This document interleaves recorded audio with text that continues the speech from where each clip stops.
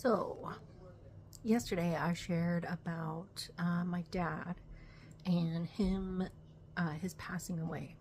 Or I shared a story about him because the anniversary of his death is coming up. And sometimes people can get really emotional and really upset around the anniversary of somebody's death. And like, I know somebody who, like, the entire month, their mother passed away in November, and for the entire month of November, they just shut down. Like, Thanksgiving does not exist. It is literally just the anniversary of my mom's death, and it has been like that for 30 years for them. And in my psychology classes, I took this class called The Psychology of Death and Dying, and there is a book by a Celtic shaman, or he's a God, what do they call it? Mortician.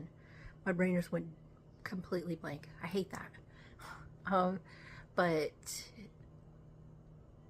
he talks about, like, the Celtic rite of passage of, like, death and dying and what that looks like in Druidry and in Celtic shamanism. And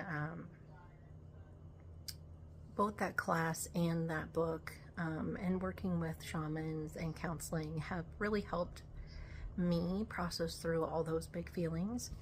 And it doesn't mean that I will not ever cry about my dad's death, and it doesn't mean that I won't ever get upset, and it doesn't mean that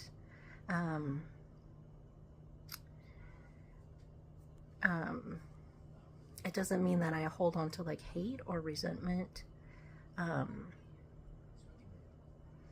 Okay, so trigger warning, just to let you know, sometimes even on our very worst day, like burying your loved one, somebody or something is going to happen, or somebody's going to say the wrong thing, and it's going to upset you, and it's going to hurt you, and